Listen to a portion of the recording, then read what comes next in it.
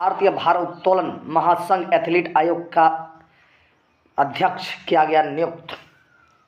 मीराबाई चानू को IWLF भारतीय भारोत्तोलन महासंघ एथलीट आयोग का अध्यक्ष किया गया नियुक्त।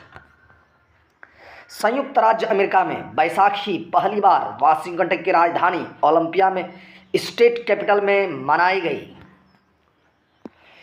क्रिस जेनकिंस ने राष्ट्रमंडल खेल अध्यक्ष से दिया इस्तीफा। 2028 में लॉस एंजल्स ओलंपिक में क्रिकेट पोमोना के फेयर ग्राउंड में एक अस्थायी उद्देश्य निर्मित स्थल पर खेला जाएगा। भारत के मुख्य न्यायाधीश संजीव खन्ना ने न्यायमूर्ति BR गवई को अपना उत्तराधिकारी बनाने की सिफारिश की है। सरकार की मंजूरी के बाद न्यायमूर्ति गवई 52वें CJI बनेंगे।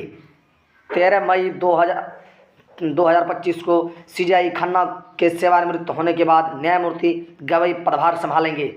वे 2019 से सुप्रीम कोर्ट के न्यायाधीश हैं। बनारस शहनाई को हाल में ही GI टैग के जरिए मिली मान्यता।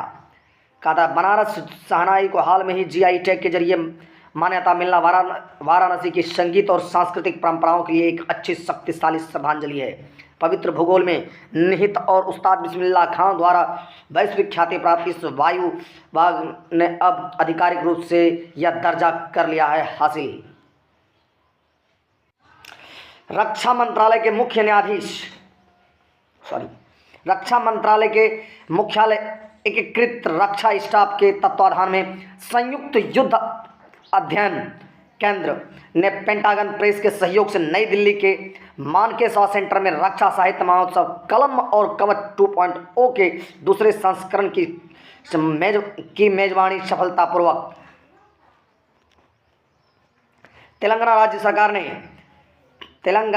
सरकार ने हिटेव सनस्ट्रोक और सनबर्न को राज्य विशिष्ट आपदा घोषित किया। इस वर्गीकरण से पीड़ितों के परिवार को राज्य आपदा मोचन कोष के अंतर्गत 4 लाख रुपये प्रति व्यक्ति की दर से अनुग्रह राशि प्राप्त करने की मिलेगी अनुमति।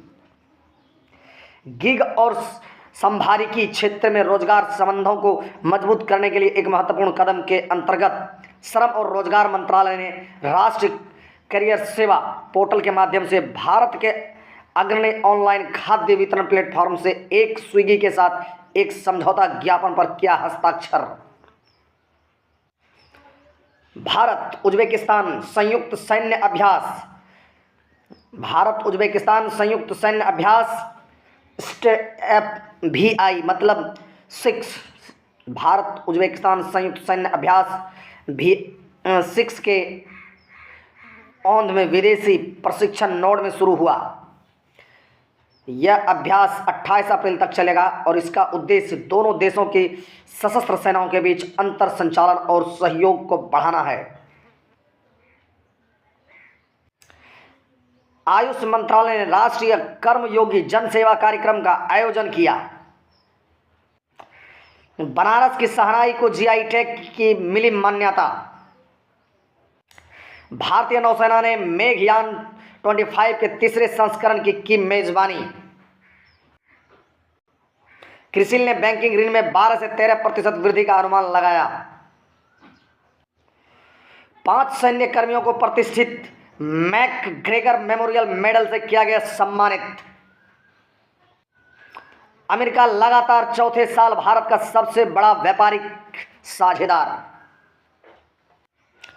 तमिलनाडु ने राज्य की स्वायत्तता को मजबूत करने के लिए उच्च स्तरीय समिति का किया गठन। गुजरात पुलिस ने ड्रोन का उपयोग करते हुए विशेष परियोजना GP डिस्ट्रिक्ट शुरू किया। UAE के इंटरपोल की गवर्नेंस समिति की अध्यक्षता संभाली।